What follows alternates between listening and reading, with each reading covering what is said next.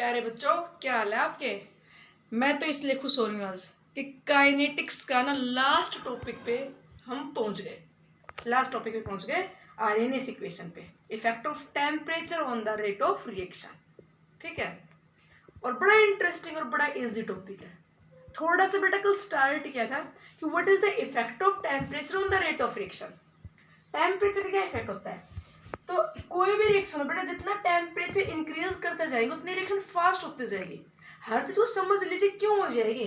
Collision theory कहती है कि ए कन्वर्ट होगा प्रोडक्ट में व्हेन दीज कोलाइड टुगेदर। जैसे ये रिएक्शन है तो when these A and B collide together then change to the P. और इनमें कई बार कोलिजन्स होते रहते हैं पर पी नहीं बनता। तो इसका मतलब इनको एक्टिवेट होने के लिए जो एनर्जी चाहिए होती थी वो नहीं मिल पाई होगी। ये मॉलिक्यूल स्टेबल है, ये अपने आप इफेक्टिवली कोलाइड नहीं हो सकते। ये तभी इफेक्टिवली कोलाइड होंगे जब इनकी एनर्जी थ्रेशोल्ड एनर्जी के बराबर हो जाए कम से कम। तो अगर टेम्परेचर बढ़ाते तो रिएक्शन फास्ट क्यों होती है। टेम्परेचर इंक्रीज करते जा रहे तो पार्टिकल्स की काइनेटिक एनर्जी बढ़ती जा रही है और बहुत सारे रिएक्टेंट मॉलिक्यूल्स की एनर्जी थ्रेशोल्ड एनर्जी के बराबर या उससे ज्यादा हो जाएगी। तो ज्यादा रिएक्टेंट मॉलिक्यूल्स कोलाइड कर पाएंगे एक साथ इफेक्टिवली।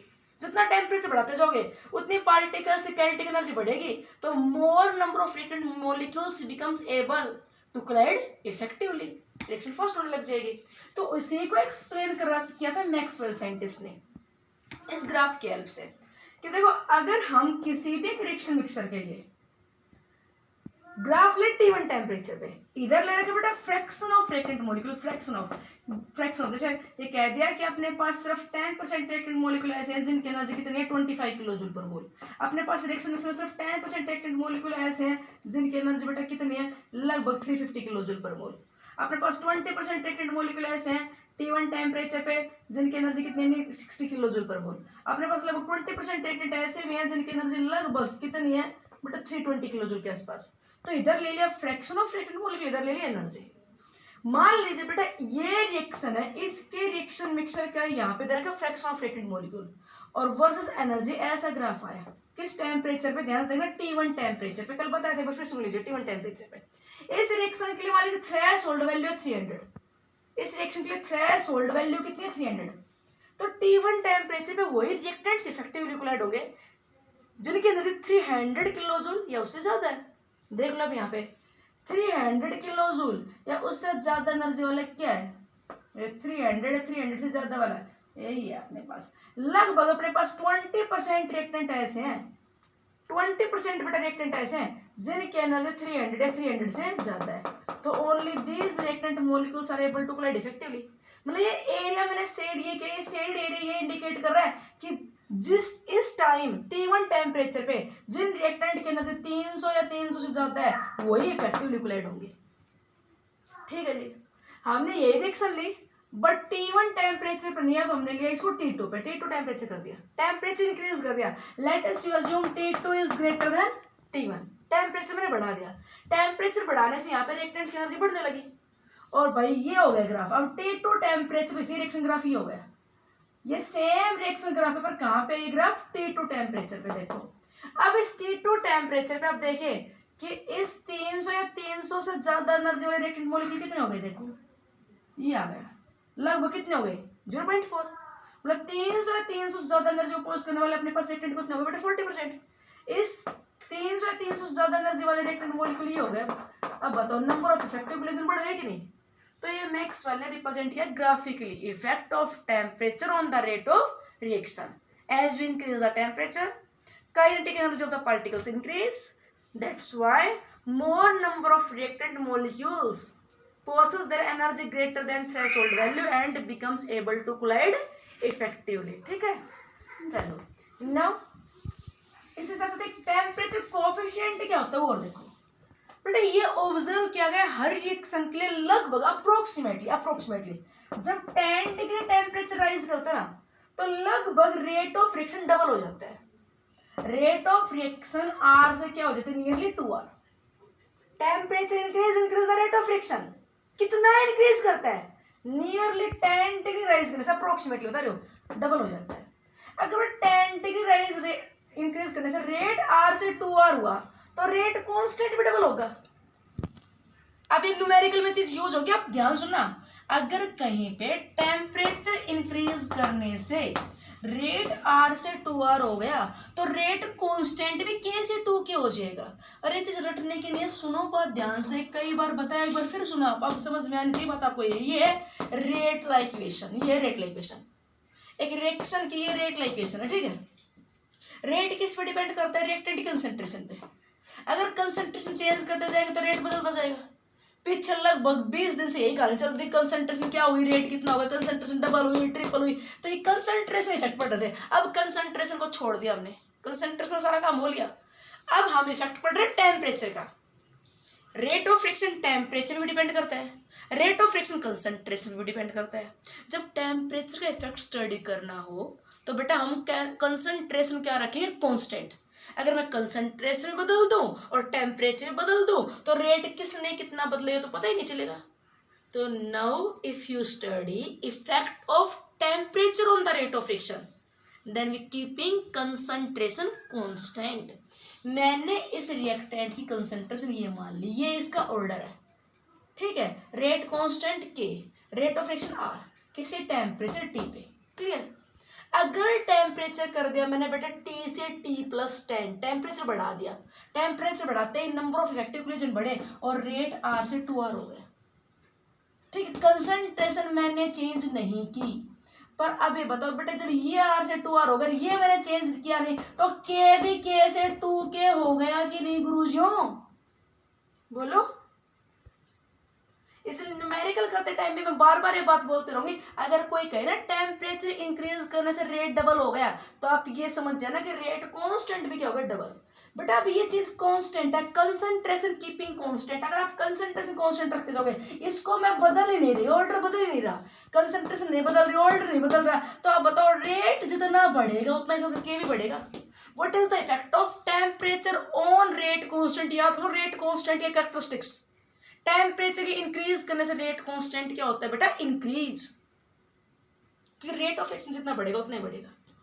अब मैं कहूँ rate of friction becomes triple, तो आप ये समझ जाना, देख समझ जाना, बोलना मत कि रेट कांस्टेंट भी क्या होगा? ट्रिपल। और रटना भी मत प्लीज, रटना भी मत। समझो ये R से 3R हो गया, और ये चीज मैंने बदली नहीं, तो K भी तो बेटा K से 3K हो गया। क्लियर और नोट? ठीक, चलो अब आ जाओ बात कि टेम्परेचर लगभग 10 डिग्री सेल्सियस राइज करते हैं तो रेट ऑफ रिएक्शन डबल होता है, और इसलिए रेट कांस्टेंट भी लगभग क्या हो जाता है बेटा? K से 2K। ठीक, अब देखो रेट कांस्टेंट टेम्परेचर T+10 पे कितना है, और अपॉन में rate constant temperature T kelvin पे कितना था। इस रेशियो को बोलते हैं टेम्परेचर कोफिशिएंट। क्या बोलते हैं इसे? Temperature coefficient. इसे ईटा से रिप्रेजेंट करते हैं, इसको म्यू से भी रिप्रेजेंट करते हैं। It is the temperature coefficient, it is the ratio of the rate constant of reaction at the temperature T+10 to the rate constant at the temperature T। और लगभग approximately 10 degree Celsius temperature rise करने से rate of reaction double होता है, rate constant लगभग double होता है। Means अगर T पे रेट कांस्टेंट K था तो T+10 पर लगभग कितना हो जाता है बेटा? अप्रोक्सीमेटली 1.7, 1.8, 2.1, 2.2 भी हो सकता है, तो नियरली होगा लगभग इसके T+10 पे 2K। तो टेम्परेचर कोफिशिएंट की वैल्यू नियरली लगभग कितनी आती है बेटा? 2। टेम्परेचर कोफिशिएंट क्या बताए? न्यूमेरिकल में यूज करना पड़ेगा। It is the ratio of the rate constant at the temperature T+10 to the rate constant at the temperature T Kelvin. Okay, अगर टेम्परेचर दे दो तो बहुत बढ़िया, अदरवाइज ना अपनी तरफ से लेना हो तो हम लेके चलते हैं 298 और ये लेंगे 308। Clear? 25 degree Celsius room temperature. तो अभी मैंने क्या बताया अब तक कि टेम्परेचर की इंक्रीज करने से पार्टिकल्स की काइनेटिक एनर्जी इंक्रीज हो जाती है, as a result of which more number of reactant molecules becomes able to collide effectively. Means simply we can say on increase of temperature number of effective collisions per second increases. The number of effective collision per second increase, that means rate of reaction भी क्या हो गया? increase, temperature increase करने से। अब बेटा हम पढ़ते क्वांटिटिव इफेक्ट ऑफ टेम्परेचर। अब मेन बात आती है what is the quantitative effect of temperature on the rate constant या on the rate of friction. बार बार बोल रही हूँ, इफेक्ट सेम ही होगा। जो टेम्परेचर इफेक्ट बेटा रेट ऑफ रिएक्शन पे ना, वही टेम्परेचर इफेक्ट रेट कांस्टेंट पे, दोनों पे एक ही बात है। अगर टेम्परेचर इंक्रीज करने से रेट अगर 3R हुआ ना, तो रेट कांस्टेंट भी 3 की हो गया। आपसे कोई पूछे ना आप इफेक्ट ऑफ टेम्परेचर बताओ रेट ऑफ फ्रिक्शन पे, आप के साथ रिजल्ट निकाल लेना, वही रिजल्ट आर का होगा। क्लियर? तो quantitative effect of temperature on the rate constant, मतलब ये तो बता दिया आप, लगभग 10 डिग्री सेल्सियस टेम्परेचर करने से रेट डबल हो जाता है। एग्जैक्ट क्या आपने कितना टेम्परेचर इंक्रीज किया, उस टाइम रेट कांस्टेंट एग्जैक्टली कितना इंक्रीज हो, क्वांटिटी एग्जैक्टली मेजर करनी हो, तो बेटा उसके लिए हेल्प की अरेनियस साइंटिस्ट ने। किसने की? अरेनियस ने। अपना ये last and most important topic अभी आ गया, अरेनियस इक्वेशन। ये अरेनियस ने समाधान किया किसका? Effect of temperature on the rate constant. Clear? और जो रेट कांस्टेंट के साथ नतीजा आएगा वही रेट ऑफ फ्रिक्शन के साथ होगा। तो अरेनियस इक्वेशन क्या है? K is equal to A raise to the power minus EA by RT। ये बेटा अरेनियस इक्वेशन। ठीक, चलो अब लिखते हो। आपसे पूछ लिया जाए कि which equation shows the quantitative effect of temperature on the rate constant, तो कौन सी इक्वेशन शो करती है? Arrhenius equation. What is Arrhenius equation? Represent it graphically. इसकी पूरी जन्म कुंडली बनाओ। किसकी? अरेनियस इक्वेशन की। K is equal to A raise to the power minus EA by RT। सुनो बात अब सारी, ये अरेनियस इक्वेशन, इसमें कौन क्या रिप्रेजेंट कर रहा है वो सुनो एक बार। देखो बेटा यहाँ पे K क्या है बताओ, एक एक लेते हैं। K क्या है यहाँ पे? Rate constant. What is K? K क्या है? Rate constant. क्लियर? इसके न्यूमेरिकल ज्यादा इंपॉर्टेंट है इस टॉपिक के, तो आराम से सुनते हैं। A क्या है? A है कोलिजन फ्रीक्वेंसी। क्या है? A collision frequency. आपको याद हो जो कोलिजन थ्योरी में लिखी थी, कोलिजन फ्रीक्वेंसी, कोलिजन फ्रीक्वेंसी जिसको Z से रिप्रेजेंट कर रहे थे हम, ZAB collision frequency. Collision frequency क्या बताती है? Number of collisions, not number of effective collisions. Collision frequency क्या बताती है? Number of collisions, not effective. Number of collisions takes place per second per unit volume of reaction mixture. एक reaction mixture के हर 1 litre solution में हर 1 second में कितने collisions हुए, ठीक, वो क्या होते हैं? Collision frequency. एक बोलते हैं कोलिजन फ्रीक्वेंसी, क्योंकि कोलिजन फ्रीक्वेंसी के बारे में बता रहे इसीलिए इसे फ्रीक्वेंसी फैक्टर भी बोलते हैं। क्या बोलते हैं इसे?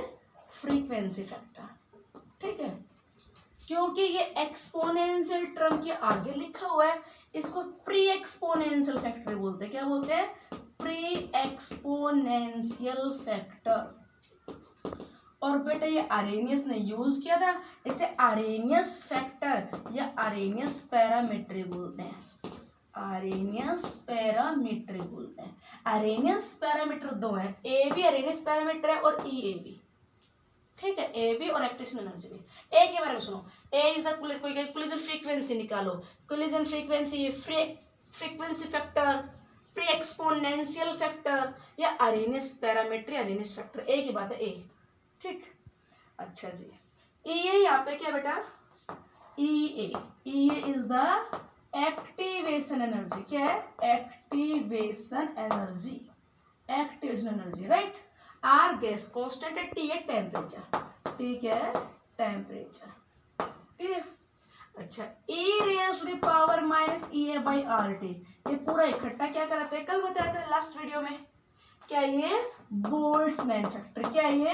Boltzmann factor.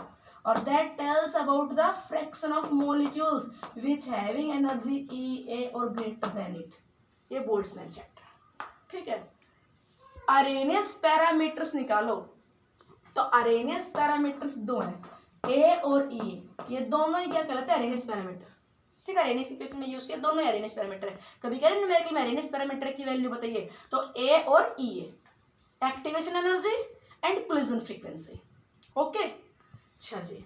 यहाँ पे एक बात और सुनो, अरेनियस ने अज्यूम कर लिया, बहुत इंपॉर्टेंट बात है, in Arrhenius theory, Arrhenius it assume there is no effect of temperature, there is no effect of temperature on Arrhenius parameters, no effect of temperature on Arrhenius parameter. Numerical करते time सारी बातें use होंगी। Arrhenius ने assume कर लिया था कि temperature change करेंगे, पर टेम्परेचर के चेंज करते टाइम बेटा ए और ई चेंज नहीं होगा। T1 टेम्परेचर भी ए और ई रहेगा, T2 पे भी ए रहेगा। टेम्परेचर बदलता जाएगा। टेम्परेचर जो देखो यहाँ पे ए, ई और R, these are constant with respect to temperature. Temperature बदलो आर ई, ये नहीं बदलेगा। टेम्परेचर जितना बदलता जाओगे उसके अकॉर्डिंग क्या बदलता जाएगा, रेट कांस्टेंट। ध्यान रखना आप हर एक बात का। No effect of temperature on the Arrhenius parameters. ठीक, अच्छा जी एक बात और सुनो, ये रेट कांस्टेंट है तो this formula is applied for the all type of reactions या only for the first order reaction. बेटा ये अप्लाई होगा सिर्फ फर्स्ट ऑर्डर रिएक्शन के लिए। क्यों, देखो ये e raise to the power minus e by R T क्या है, फ्रैक्शन ऑफ मॉलिक्यूल। ये फ्रैक्शन ऑफ मॉलिक्यूल तो मॉलिक्यूल्स का फ्रैक्शन है, number of molecules with energy E और with total number of molecule, तो यूनिट लेस है। ये पूरा टोटल क्या है, unitless. Number of molecules total number of molecule. एक यूनिट क्या है, एक कोलिजन फ्रीक्वेंसी, तो इसकी यूनिट क्या है, सेकंड इनवर्स, हर्ट्ज से सेकंड इनवर्स। तो बेटा इसकी यूनिट सेकंड इनवर्स, तो ये के की यूनिट भी क्या होनी चाहिए, सेकंड इनवर्स। अगर ये इसके बराबर है तो ये वाली चीज तो यूनिट लेस, एक यूनिट क्या है, सेकंड इनवर्स, तो अपने रेट कांस्टेंट की यूनिट क्या होनी चाहिए, सेकंड इनवर्स। और टाइम का इनवर्स, सेकंड इनवर्स, ये किस में होता है, फर्स्ट ऑर्डर रिएक्शन में। तो ये आर्हेनियस इक्वेशन अप्लाई की गई बेटा किसके लिए, फर्स्ट ऑर्डर रिएक्शन के लिए। जब भी अप्लाई करो तो आप याद रखना ये कोलिजन फ्रीक्वेंसी सेकंड इनवर्स में है, तो आपका रेट कांस्टेंट जो निकलेगा वो सेकंड इनवर्स में निकलेगा, और रेट कांस्टेंट की यूनिट अगर सेकंड इनवर्स है तो फर्स्ट ऑर्डर रिएक्शन है।